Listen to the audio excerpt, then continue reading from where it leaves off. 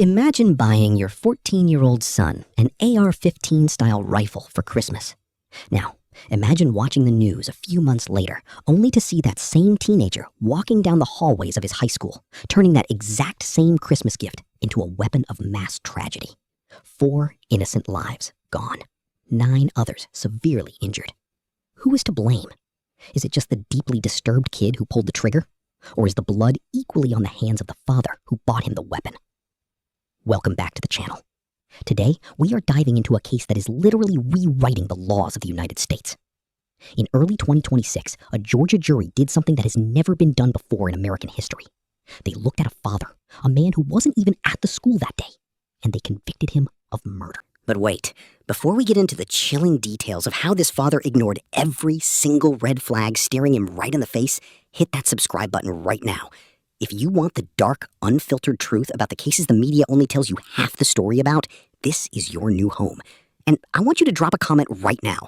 If your child commits a crime with a weapon you bought them, should you go to prison for it? Type yes or no down below. Let's see what you guys really think. Let's rewind. Picture a typical American household, but peel back the wallpaper and you find absolute chaos.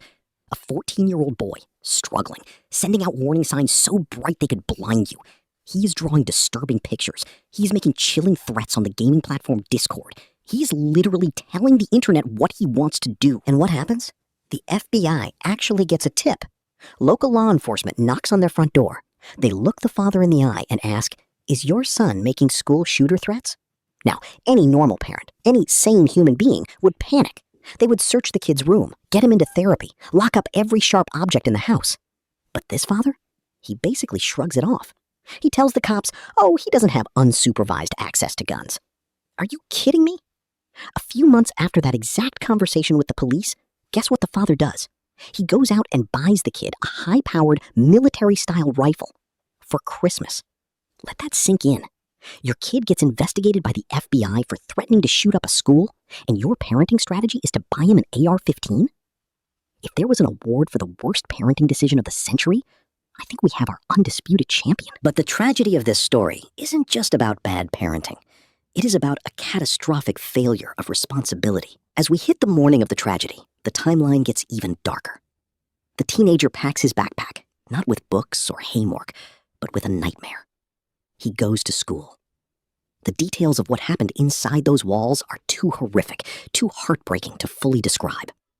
Innocent students, teachers who dedicated their lives to helping kids, taken away in a matter of minutes. Imagine you are sitting at home or at work and you get the news alert. There's an active situation at the local high school. The father hears the news, and deep down in the pit of his stomach, he knows. He knows exactly what is happening and who is doing it. When the police finally arrest the 14-year-old, the nation mourned. But then, prosecutors did something absolutely shocking. They didn't stop at the teenager. They drove straight to the father's house, put him in handcuffs, and charged him with second-degree murder, involuntary manslaughter, and cruelty to children. This brings us to the trial in 2026. The courtroom was an absolute powder keg. You had defense attorneys screaming that you cannot hold a parent legally responsible for the independent, horrific actions of their child. They argued it was a slippery slope. What's next, they asked. Do we arrest the mother of a drunk driver because she bought him the car? It's a fair question, right? But the prosecutors fired back with a vengeance. They painted a picture of a man who didn't just accidentally leave a gun unlocked. They proved he willfully, recklessly, and knowingly armed a severely troubled child after explicitly being warned by law enforcement. He didn't just give his son a gun. He gave him the means to turn his dark fantasies into reality.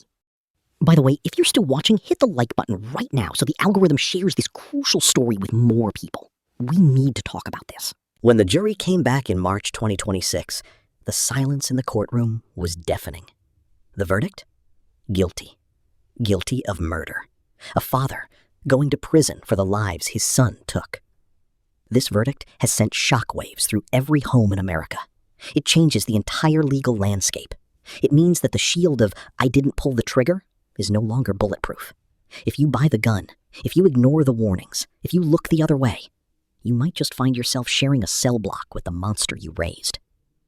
Some people are cheering for this verdict, calling it the ultimate justice. They say it will finally force reckless parents to lock up their weapons and take their kids' mental health seriously. But others are terrified. They say the government just found a new way to criminalize bad parenting. So I'm turning it over to you. I read every single comment. Did the jury get it right? Did the father deserve a murder conviction? Or should the blame rest 100% on the teenager who actually committed the act? Tell me your thoughts right now. This case is a tragic, ugly reminder that the choices we make behind closed doors can bleed out into the streets. We have to do better. We have to listen when people are crying out for help, and we have to hold people accountable. If you loved this deep dive and want more raw, unfiltered true crime documentaries, subscribe to the channel.